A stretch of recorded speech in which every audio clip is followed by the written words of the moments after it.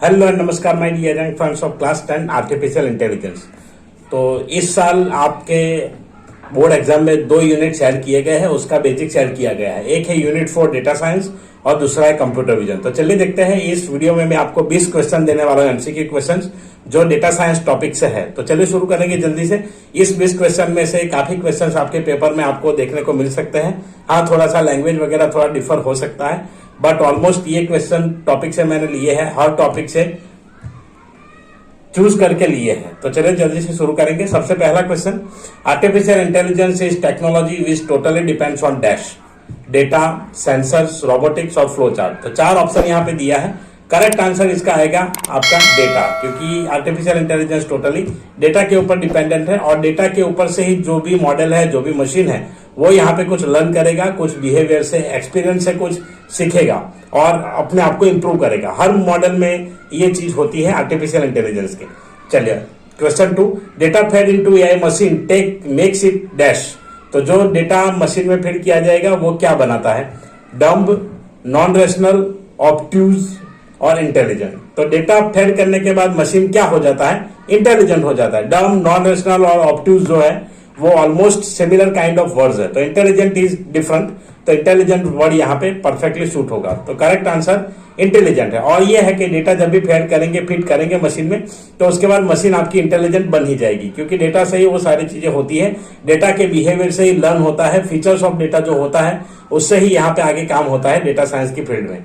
चलिए next, data science is the concept of unified statistics, data analysis, machine learning and intelligent learning.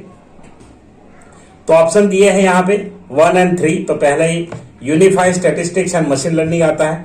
दूसरा दिया है 1, 2 and 3 unified statistics, data analysis, machine learning. और तीसरा option दिया है 2 and 4 है, जिसमें डेटा एनालिसिस और इंटेलिजेंट लर्निंग दिया है, एंड ऑल ऑफ देम। तो इसमें अगर हम देखेंगे तो यूनिफाइड स्टैटिस्टिक्स वो करेक्ट है। स्टैटिस्टिक्स के ऊपर ही डेटा रहता है, डेटा के ऊपर से पूरा स्टैटिस्टिक्स आपको मिल जाएगा।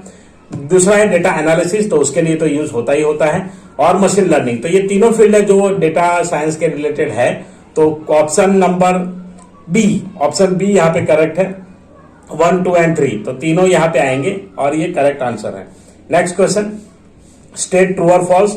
Data science employs techniques and theories drawn from many fields within the context of mathematics, statistics, computer science and information science। तो ये ट्रू है या फॉल्स है? तो बिल्कुल ट्रू है, क्योंकि डेटा साइंस इन सभी फील्ड और टेक्नोलॉजीज का यूज करके ही उसमें वर्क करता है, उसके ऊपर वर्क करता है। So this statement is true.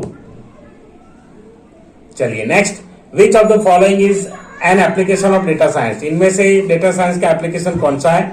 To know the customers purchase power, कि भाई कस्टमर का परचेज पावर क्या है वो हमें पता चल सकता है, ये एक एप्लीकेशन है। To understand the impact of DNA, DNA का इम्पैक्ट क्या है उसके ऊपर से कुछ काम अगर करना हो तो डेटा साइंस हेल्पफुल हो सकता है।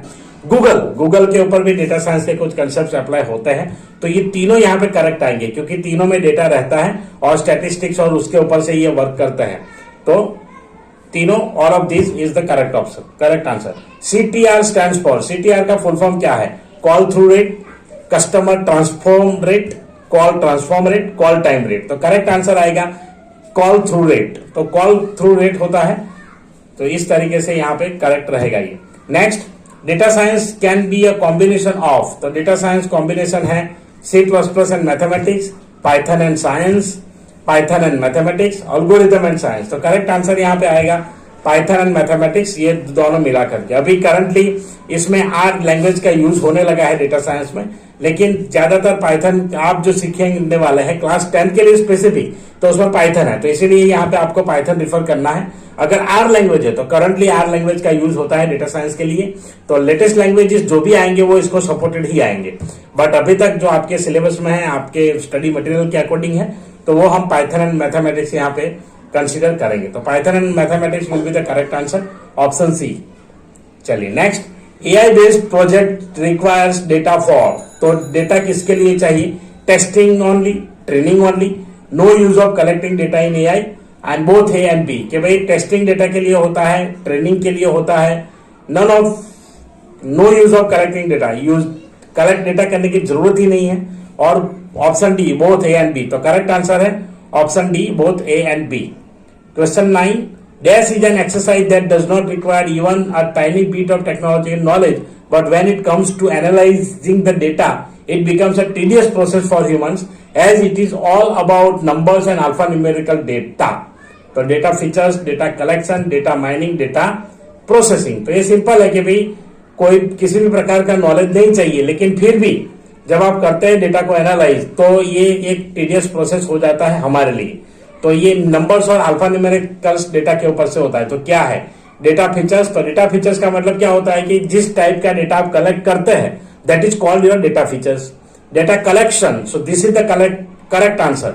डेटा कलेक्शन एक ऐसा प्रोसेस है, तो ऑप्शन बी आएगा। डेटा माइनिंग और डेटा प्रोसेसिंग डिफरेंट हो गया, option B will be the correct answer. Next, which of the following are major data types use in data science? तो डेटा साइंस में कौन सा डेटा सबसे ज्यादा यूज होता है? इमेजेस एंड ग्राफिक्स, तो ये नहीं आएगा क्योंकि ये कंप्यूटर विजन में यूज होता है। सो साउंड एंड वॉइस, तो वॉइस एंड साउंड भी यहाँ पे नहीं आएगा। Numbers and alpha numeric, so this is correct one. Videos भी कंप्यूटर विजन में यूज किया जा सकता है, so option C will be the correct answer. Next question, most of the data sets are curated in form of dash in data science. तो बड़े पैमाने पे अगर हम डेटा सेट्स की बात करें तो वो किस फॉर्म में मिलता है? टेबल्स, ग्राफ्स, पिक्चर्स और डॉक्यूमेंट्स। तो डेटा साइंस के लिए अगर हम बात करें स्पेसिफिकली तो ग्राफ्स और पिक्चर्स जो है वो कंप्यूटर विजन में कहीं ना कहीं यूजफुल हो सकता है, लेकिन डेटा साइंस में आपके लिए टेबल ही महत्वपूर्ण है। तो टेबल टेबुलर फॉर्म में डेटा सेट होगा और वो करेक्ट आंसर रहेगा। Next, the data collection process is categorize into which of the categories? तो कौन कौन सी कैटेगरीज है डेटा कलेक्शन प्रोसेस की? Internal, external, offline, online, input, output, structure and unstructure. तो करेक्ट आंसर यहाँ पे रहेगा ऑफलाइन एंड ऑनलाइन, दो टाइप के कैटेगरीज यहाँ पे रहेंगे। Next, which of the following is an example of an offline data collection method? इनमें से ऑफलाइन डेटा कलेक्शन मेथड कौन कौन से है? Kaggle, government portal, sensor and interview. तो सबसे पहले दिया है option 1 and 2, that means Kaggle and government portals. Number 2 दिया है 2 एंड 3, ऑप्शन बी में है 2 and 3, government portal, sensors. 3 and 4, census, interview. D 1 and 4, तो ये दिया है। तो इस तरीके से अगर हम देखेंगे तो कैगल वेबसाइट है, गवर्नमेंट पोर्टल भी वेबसाइट है, तो ये दोनों तो ऑफलाइन हो गए। सो 3 एंड 4 दैट इज करेक्ट, क्योंकि सेंसर्स उससे भी डेटा कलेक्ट किया जा सकता है जिसमें किसी भी प्रकार के इंटरनेट की जरूरत नहीं रहेगी।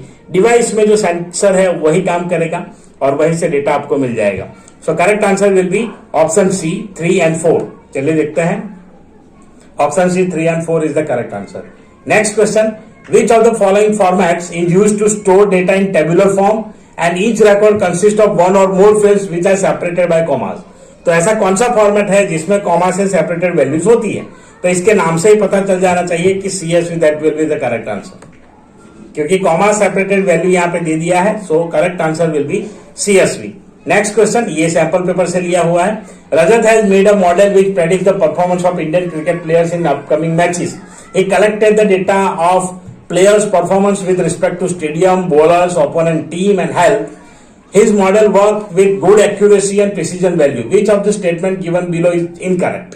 तो इनमें से कौन सा इनकरेक्ट होगा? तो data gather with respect to stadium, bowlers, opponent team and health is known as testing data. तो उसे टेस्टिंग डेटा कहेंगे। इसको इवेल्युएशन में भी डाला जा सकता है और यहाँ पे डेटा साइंस में भी कंसिडर किया जा सकता है, तो दोनों में आएगा। Data given to AI and AI model to check accuracy and precision in testing data. तो टेस्टिंग डेटा, ट्रेनिंग डेटा के बारे में लिखा है। Training data and testing data are acquired in the data acquisition stage, that is correct. Training data is always larger compare to testing data, this is also correct. कि कभी कभी हो सकता है, तो ये भी करेक्ट है। तो इसमें से इनकरेक्ट ऑप्शन ए है, data gathered with respect to stadium bowlers. ये टेस्टिंग नहीं, ट्रेनिंग डेटा होगा, क्योंकि ये जो भी डेटा हम करेंगे वो ट्रेनिंग डेटा होगा, टेस्टिंग नहीं। तो टेस्टिंग है, इनपुट है ये, तो टेस्टिंग डेटा हम कंसिडर कर सकते हैं इसे। चलिए next, which of the following is not N application of data science? और एप्लीकेशन ऑफ डेटा साइंस कौन सा नहीं है? तो recommendation systems, image and recognition, image and speech recognition, online price comparison and privacy checker. तो recommendation system में भी data use होता है, डेटा साइंस है, क्योंकि वो किसके ऊपर से आपको रिकमेंड करेगा? जो भी लाइक्स मिलते हैं, जो भी ऑडियंस का एंगेजमेंट होगा, जिस तरीके से एंगेजमेंट रहेगा उसी के आधार पर रिकमेंड करता है सिस्टम, तो वो डेटा साइंस का पार्ट है। इमेज एंड स्पीच रिकॉग्निशन, तो इमेज एंड स्पीच रिकॉग्निशन में भी यहाँ पे डेटा साइंस का यूज यहाँ पे है। तो इमेज और स्पीच में भी डेटा होता है कि उसका जो डेटा है उसके ऊपर से आधार पे उसका साइज क्या है, स्पीच किस तरीके का है, तो उसको भी यहाँ पे ले सकते हैं। ऑनलाइन प्राइस कंपैरिजन तो है ही है। प्राइवेसी चेकर, तो privacy checker will be the correct answer. कभी कभी अगर हम देखें तो इमेज स्पीच रिकॉग्निशन वैसे एनएलपी का हो जाएगा, नेचुरल लैंग्वेज प्रोसेसिंग का, तो उसका हो जाएगा वैसे तो ये डेटा ऑफ एप्लीकेशन में कंसीडर नहीं, ऐसा कंसीडर कर सकते हैं। तो एक लेवल पे इसको भी कंसीडर किया जा सकता है। अगर ऐसा ऑप्शन आता है तो आपको आंसर यहाँ पे करेक्ट भी दिया जा सकता है, क्योंकि जब इवेल्यूएटर चेक करेंगे तो ऐसी भी चीजें कभी कभी देखते हैं। तो इसमें भी आपको चांसेस है, क्योंकि ऑप्शन दिया है उसका मतलब कि ये भी आ सकता है, एक लेवल पे आ सकता है कि application of data science purely नहीं, क्योंकि प्योरली तो एनएलपी के ऊपर बेस है ही, स्पीच रिकॉग्निशन एनएलपी के ऊपर है, इमेज कंप्यूटर विजन के ऊपर है, तो दोनों यहाँ पे मर्ज है, तो not application of data science हो सकता है। Next, which of the following is software is use to create spreadsheets. तो स्प्रेडशीट बनाने के लिए कौन सा सॉफ्टवेयर यूज करते हैं आप? MS Excel, MS PowerPoint, MS Word, MS Publisher, काफी यूज किया होगा आपने अब तक। MS Excel is the correct answer. Next, which of the following is domain specific language used in programming and is designed for managing data held in different kinds of structured data। तो अलग अलग structure data को maintain करने के लिए कौन सा language use होता है? SQL, Python, C plus plus, Java. सीधी सी बात है, डेटाबेस के रिलेटेड है, तो SQL is the correct answer, तो इसमें एसक्यूएल आंसर आएगा। Which of the following is an application of data sciences. तो एप्लीकेशन फिर से आया है कि कौन सा है? Text summarization, targeted advertisements, face lock in smartphones, email filters. तो टेक्स्ट समराइजेशन भी यहाँ पे करेक्ट आंसर नहीं रहेगा। Targeted advertisements that will be the correct answer for data science. Face lock ये है आपका कंप्यूटर विजन का, और ईमेल फिल्टर्स है आपका एनएलपी का, तो correct answer will be targeted advertisements. Which of the following is not an example of price comparison website. कौन सा प्राइस कंपैरिजन वेबसाइट नहीं है? Price Grabber, Deal Time, Shopzilla and Kaggle. तो इनमें से Price Grabber, Deal Time and Shopzilla ये तीनों है। Kaggle is not the price comparison website. ये डेटा कलेक्ट करने के लिए डेटा एक्विजिशन में एक इंपॉर्टेंट बन सकता है आपके लिए टूल, या तो वेबसाइट मान लीजिए। डेटा सोर्स इंपॉर्टेंट है, जो ओपन डेटा प्रोवाइड करता है वो है कैगल, तो कैगल के ऊपर से आप डेटा एक्वायर कर सकते हैं, लेकिन वो प्राइस कंपैरिजन वेबसाइट का पार्ट नहीं है। So correct answer will be Kaggle. तो ऐसे ही मोर एमसीक्यूज आपको मैं देता रहूंगा आने वाले समय पे। तो वीडियो अगर अच्छा लगा है तो लाइक जरूर कीजिए। क्लास 10th के जो भी आर्टिफिशियल इंटेलिजेंस के स्टूडेंट्स हैं उन सभी के साथ शेयर कीजिए। चलिए मिलते हैं ऐसी इंटरेस्टिंग नई वीडियो में किसी और नए टॉपिक के साथ, नए क्वेश्चंस के साथ। तब तक के लिए जय हिंद, जय Bharat. Thank you very much for watching.